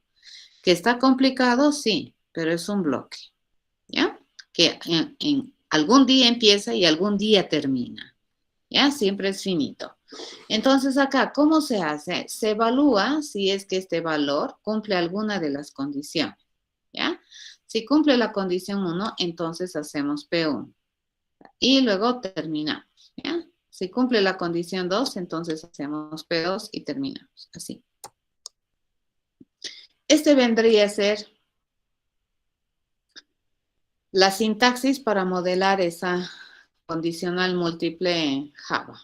Ya ustedes tienen que ir a averiguar cómo sería en el de programación que van a utilizar, ¿no? Pero con condicionales simples ya puedes batirte, ¿no? Los condicionales múltiples, dependiendo de los lenguajes, los proveen de distintas maneras. Y lo que hay que ir a hacer es ir a averiguar biencito qué es lo que hace y qué te provee. En el caso particular de Java, para poder modelar, digamos, un condicional múltiple, así como conceptualmente te dice, entonces se utiliza esta palabra reservada switch, ¿no? Acá, el valor que vamos a condicionar. Y aquí la condición que debería cumplir este valor. Y usualmente la condición en Java siempre es por la igualdad. No podemos hacer una condición por menor, mayor, nada. Entonces yo digo, si val es igual o tiene igual condición que cont 1, entonces hacemos P1 y luego rompemos y terminamos. ¿Ya? Pero si val tiene igual condición que la condición 2, entonces hacemos P2 y terminamos. ¿De acuerdo? Entonces, ¿esto qué me permite? Esto me permite elegir. Fíjense, ya es el proceso 1, el proceso 2, proceso 3, dependiendo de cómo es val respecto a las condiciones que yo tengo. Este es el único lugar donde un break se acepta, ¿ya? El break es un salto. ¿Qué te dice break? Te dice rompe. Entonces, esto es una estructura de control. Entonces, cuando tú utilices este break, te dice salite de esta estructura y se sale acá. Ya rompe la estructura, rompe y se sale aquí. Este es el único lugar donde nosotros vamos a aceptar un break. ¿De acuerdo? Entonces, esta forma de utilizar el switch en terminología javera me modela un condicional múltiple excluyente. ¿Qué significa excluyente? Que si elijo hacer el proceso 1, los restantes ya no los elijo. ¿Ya? Si elijo hacer el proceso 3, quiere decir que ni P1, ni P2, ni P4 hasta Pn he hecho. ¿De acuerdo? Entonces, eso es excluyente. Esta sería su semántica operacional. ¿Ya? Ok. Bien, con esa información Y estamos listos para programar, les cuento. Para programar nuestro programa de la ecuación de segundo grado. Pero ya no tenemos tiempo. ¿Sí?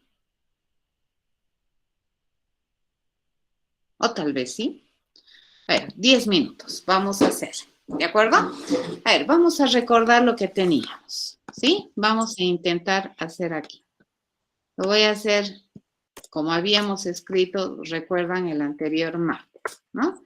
Nosotros acá tenemos, para poder responder, las dos raíces, ¿sí? Nos vamos a ir acordando. Para ello, vamos a calcular, fíjense, vamos a calcular en una otra variable el discriminante. ¿Cuál es el discriminante de la fórmula? Lo que está dentro del radical, ¿no es cierto? Ese es el discriminante. Entonces, para poder calcular estas dos raíces, fíjense, ¿qué tiene este polinomio de segundo grado? A, B, C, conoce. ¿De acuerdo? Y sobre este conocimiento de estos tres coeficientes, voy a ir a calcular estos dos raíces.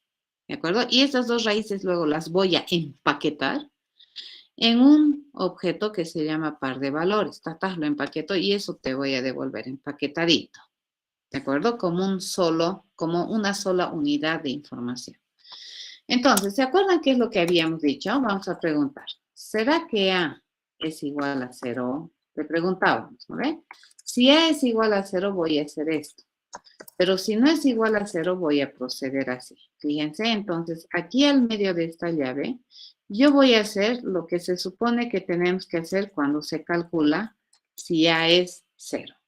Si A es 0, ¿cómo se calculaban las raíces? Las raíces decíamos que la raíz x1 iba a ser igual a menos, ¿qué cosa? C dividido entre B. ¿De acuerdo? Esa era la raíz 1. ¿Sí?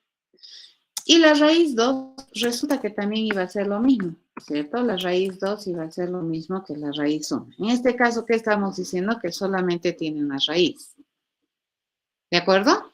Listo. Si A era 0. ¿Sí? Pero si A no es 0, fíjense, así se procede a calcular las raíces cuando el coeficiente A, aquí me falta, ¿no? Cuando el coeficiente A es 0. Aquí, ¿qué tengo que hacer? Estoy preguntando, ¿A es 0? Y la igualdad de comparación, ¿cómo se escribe en términos de operadores relacionales? Como doble igual. Recuerden que el igual está destinado para la instrucción de asignación. Ya van a tener harto cuidado en eso. Ok, caso contrario, fíjense, yo voy a ir a calcular mi discriminante. ¿Cómo se calculaba el discriminante? Me dijeron que era b al cuadrado, b por b, menos 4 multiplicado por a multiplicado por c. Ese es el discriminante, ¿cierto? Es lo que va en el radical. ¿Estamos de acuerdo?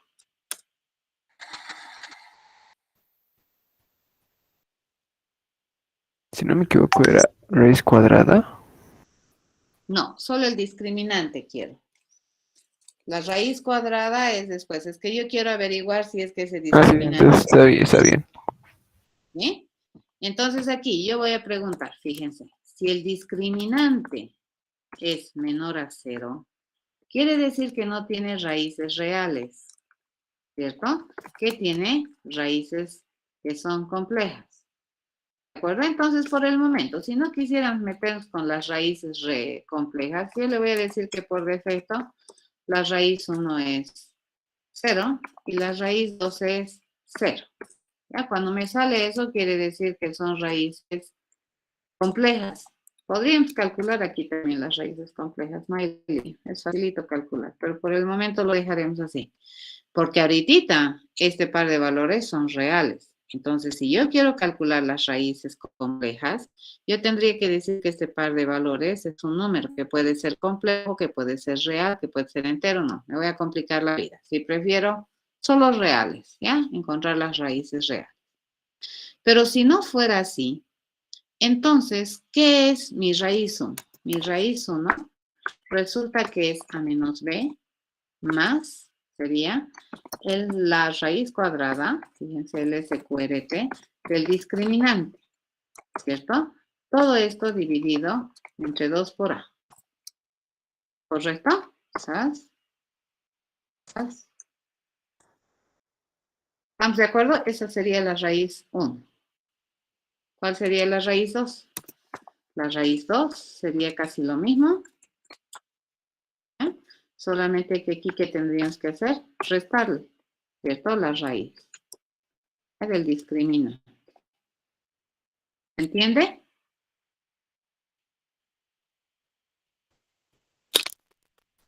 Disculpe, licenciada, ¿no faltaría unos paréntesis de agrupación? Estos de acá, ¿no? Sí, tienes razón, Sas, porque esto es menos B, todo esto, ¿no? Es el numerador. Y eso de abajo es el denominador. ¿Ahora sí? ¿Ahora sí estamos bien? Sí. Sí, Jep. ¿Sí, no ve? Ok, fíjense. Puedo calcular así las raíces, puedo calcular así las raíces, o puedo calcular así las raíces. Pero al terminar este proceso, lo único que yo sé es que en X1 y en X2 están las raíces correctas.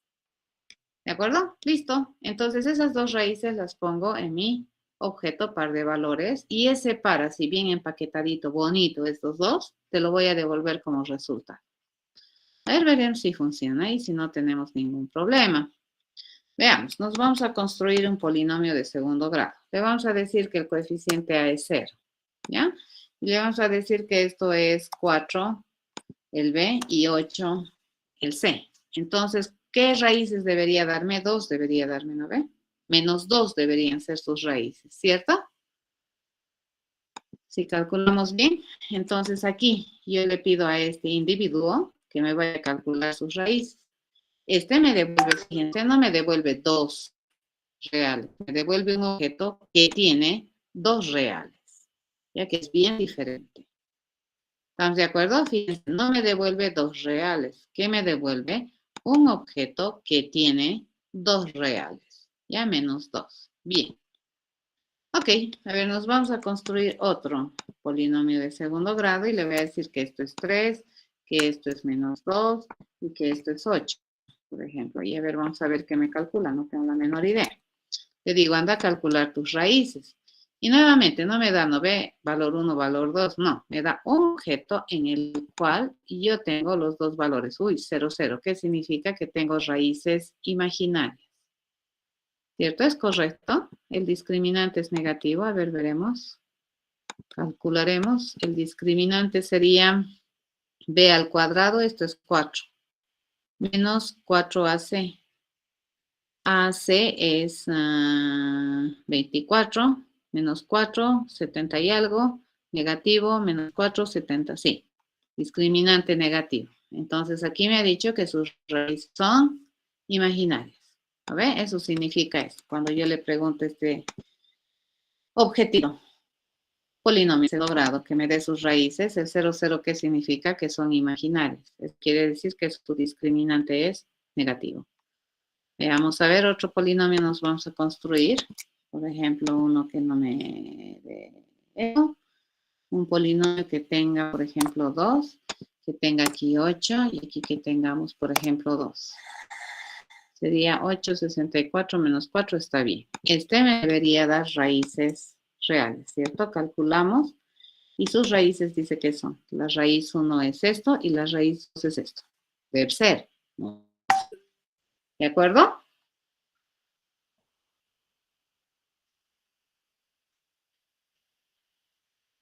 ¿Se entendió? Sí,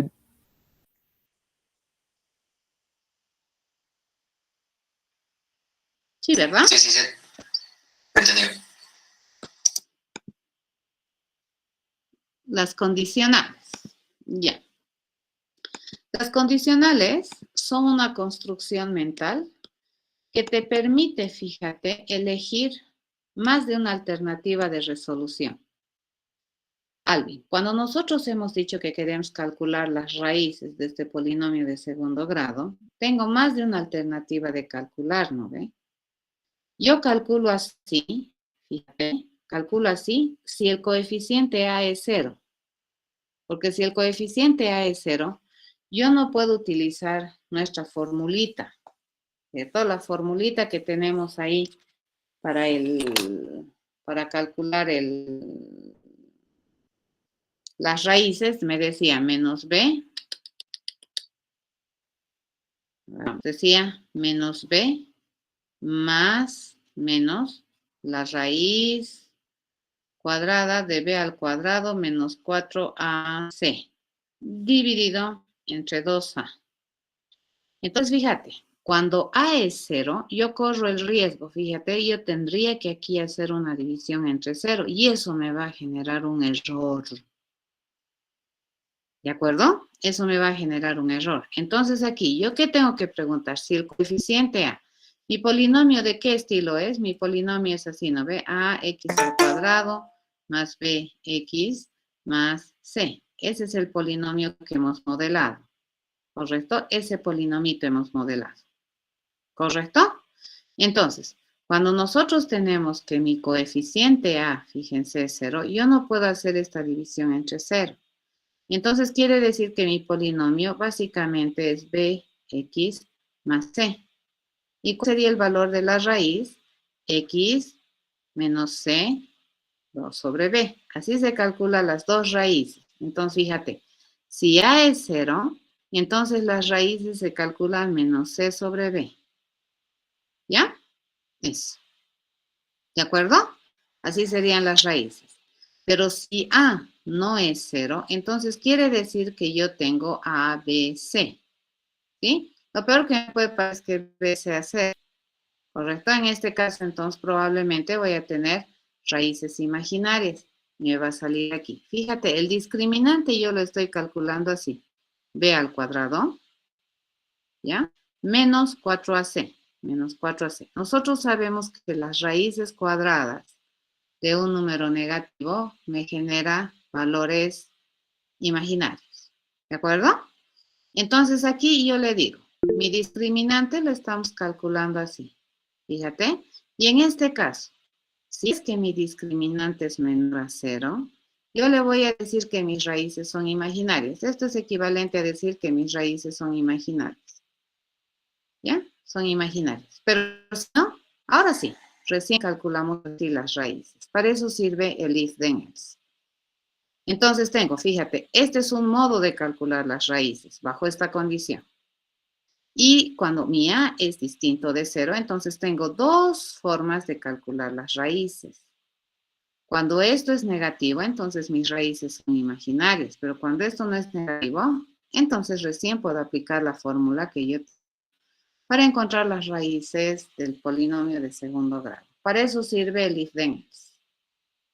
¿Estamos de acuerdo? Para elegir entre dos alternativas de proceso, una.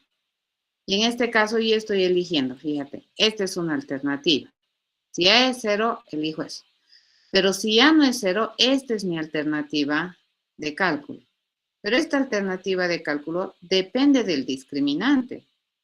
Si el discriminante es 0, entonces esta es mi alternativa de cálculo de x1, x2.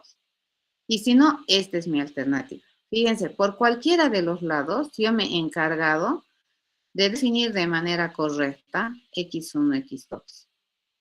Como nosotros no podemos responder dos dobles, dos reales, no se puede. Entonces, ¿qué hemos decidido el día martes? Fabricarnos este tipo de objeto que me contemple dos valores reales y le habíamos dicho que este problema me va a devolver un par de valores. ¿Qué me va a devolver? Un par de valores. ¿De acuerdo? Entonces, este es un objeto que es de clase par de valores que representa en mi problema las raíces del polinomio de segundo grado. ¿Quiénes son las raíces? x1, x2, pero yo no puedo retornar, no puedo decirle aquí, fíjense, yo no puedo dar esto, return x1, x2, no puedo hacer esto, no, porque solamente puedo retornar una cosa.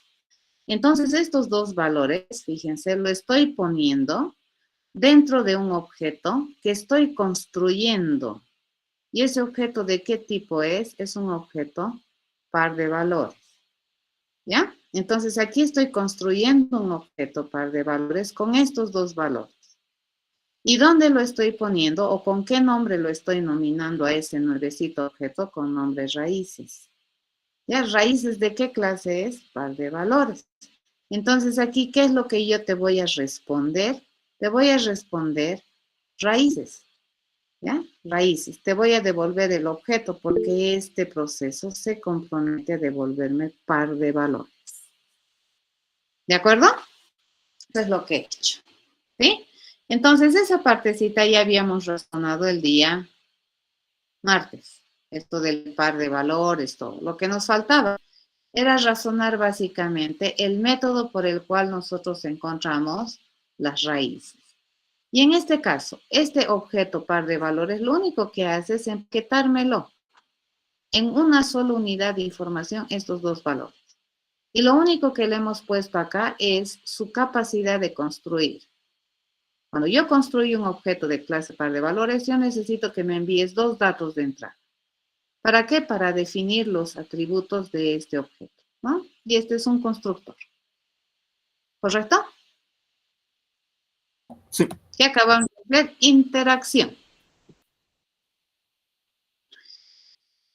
Se puede, Alejandro, pero cuando tú retornas un string, has perdido la noción de lo que se te pide. ¿De acuerdo? Porque a mí me están pidiendo raíces numéricas. No te puedo responder una cadena. ¿Ya? Porque afuera tendrías que hacer un preprocesamiento para sacar. ¿Y cómo responder? A ver, ¿cómo haríamos? A ver, ¿cómo te respondería la cadena? Por ejemplo, 0,133, esta es la raíz 1, digamos. ¿Y cómo separaría la otra raíz? ¿Con punto y coma? ¿Con espacio? ¿Cómo separaría la otra raíz? Es complicado. Entonces, definir un formato, digamos, para la cadena que tú vas a generar, me parece más complicado que utilizar este tipo de objeto en el cual yo puedo encontrar de manera concreta, no ambigua, qué representa cada uno de los valores. ¿Entiendes, Alejandro? Sí, gracias. Eso. Par de valores a partir de que yo defino esto, fíjense, para este programa, par de valores ya es una palabra reservada por mí, por yo como programador. ¿De acuerdo? Pero solamente para este contexto. ¿Correcto? Porque par de valores no es una palabra reservada del lenguaje, es de mi programa.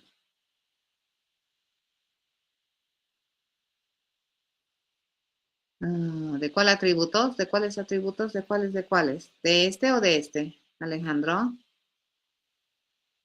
¿Del polinomio o del par de valores? Del polinomio. Ok, acá, ¿qué es lo que nosotros tenemos? ¿Esto qué cosas se denominan? Estos son atributos. ¿Cierto? ¿Esto qué es? Es el constructor. ¿Estos qué son? Datos que necesito como datos de entrada. Datos de entrada para construir un objeto de clase polinomio. ¿Estos qué cosas son? Estos son los datos de entrada. ¿Cierto? Entonces, si aquí le digo A igual a A, va a decir el dato de entrada A, establecerlo con lo que está trayendo el dato de entrada A. Ah, no quería hacer eso. Yo quería agarrar este dato de entrada que recibo y ese resultado ponerlo como contenido del atributo A. Entonces, en este caso yo le digo this A. Entonces, cuando yo le digo this A, está haciendo referencia a este A. Y cuando yo digo A solito, está haciendo referencia a este A. ¿Se entendía? Sí. Eso. ¿Ya? En Y el ya no pasamos método. de tiempo. En el método calcular raíces, muy bien, buena pregunta. En el método calcular raíces, fíjate, ¿qué es lo que va a suceder en el método calcular raíces? Yo vengo aquí a calcular raíces. Cuando yo le pregunto, A es igual a 0, busca aquí, ¿no ve? Aquí hay A, dice no hay A. Entonces aquí, en este ámbito local, no hay A. Entonces, ¿dónde va a venir? Va a venir al ámbito general del objeto. Fíjense, va a venir al ámbito general del objeto y resulta que ese A es este A. ¿Ya? Es este. ¿De acuerdo? ¿Por qué no necesitamos poner this? ¿Por qué aquí no necesitamos poner this A? El A de este objeto. Porque aquí no hay otro A que le ensombrezca a este A. ¿De acuerdo? Aquí no hay otro A. Fíjense en este ámbito que está definido por el calcular raíces, no hay otro A que me genere confusión. Entonces, cuando yo digo A en este objeto, si no hay un A aquí, entonces automáticamente es el atributo. ¿Se entiende, Alejandro?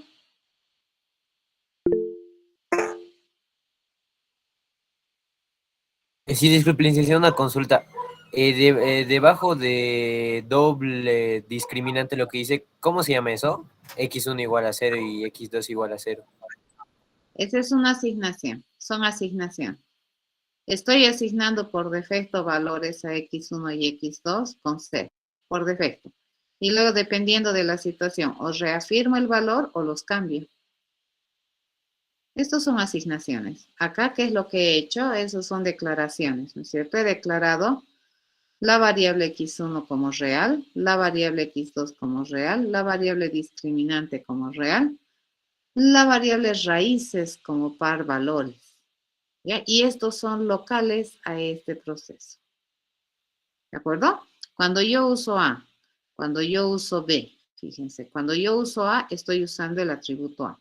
Cuando yo uso C, estoy usando el atributo C. Cuando uso B, estoy usando el atributo B.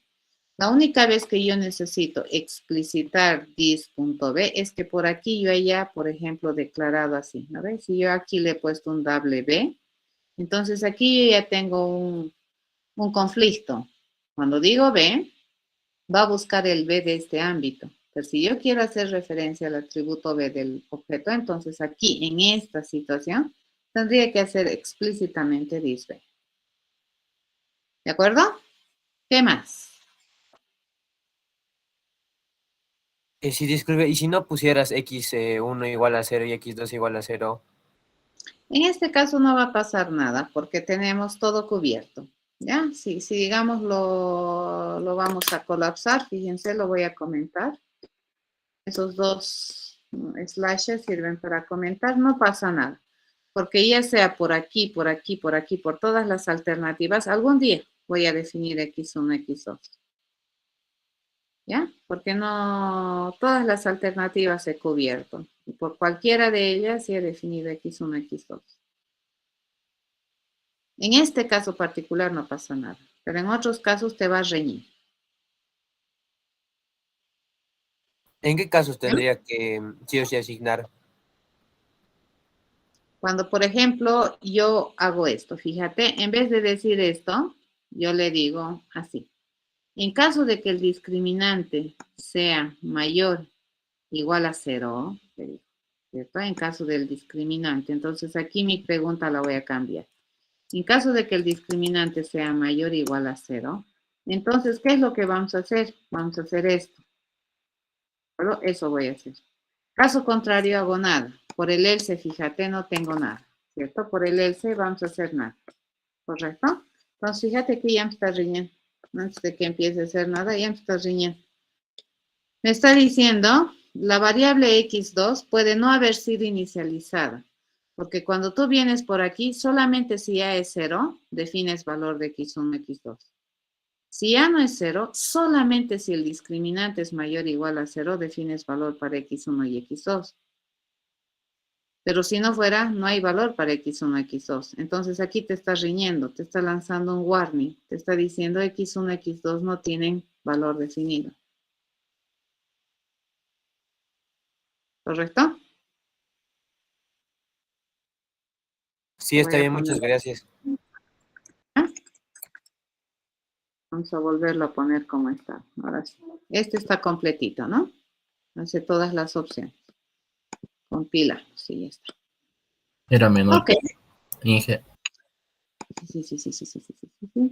Esto era menor que 0, ¿no? Sí, tienes razón. ¿Correcto? Eso.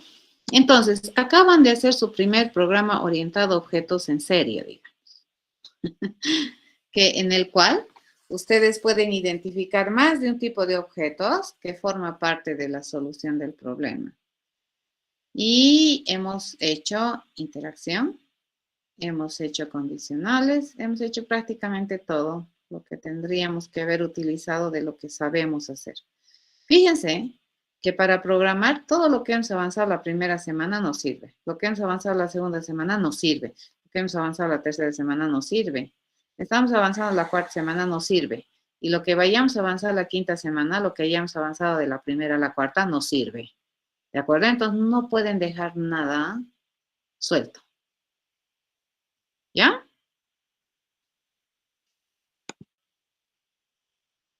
Se los voy a subir las diapositivas y en las diapositivas hay ejercicios.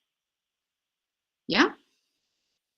Sí, pues está ahí. ¿Qué nos pasa, jóvenes? Uy, qué barbaridad. ¿Cómo me vas a preguntar eso? ¿Qué barbarie es eso? ¿Qué clase de pregunta es esa? ¿Cómo es posible que me preguntes eso a estas alturas de tu vida?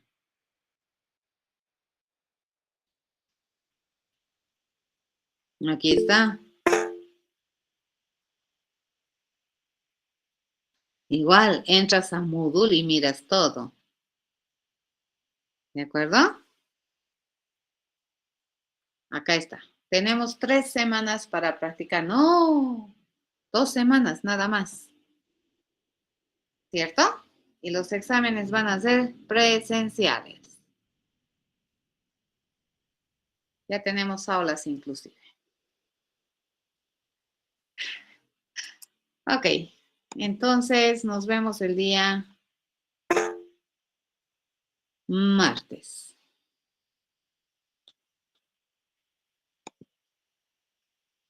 ¿De acuerdo? Disculpe, licenciado, una consultita más. ¿De acuerdo al tipo de interacción cambia la posición de la flecha o algo así? Sí. La flecha te determina la dependencia funcional. O sea, quién colabora con quién o quién requiere de la ayuda de quién. Entonces, por ejemplo, el auto requiere la ayuda del motor, no al revés. Ya, el chofer requiere la ayuda del auto, no al revés. ¿Correcto? La computadora va a usar la impresora, no al revés. Y entonces la flecha tiene ese sentido. ¿De acuerdo? Está bien, gracias. ¿Por qué? Nos vemos el día martes, jóvenes.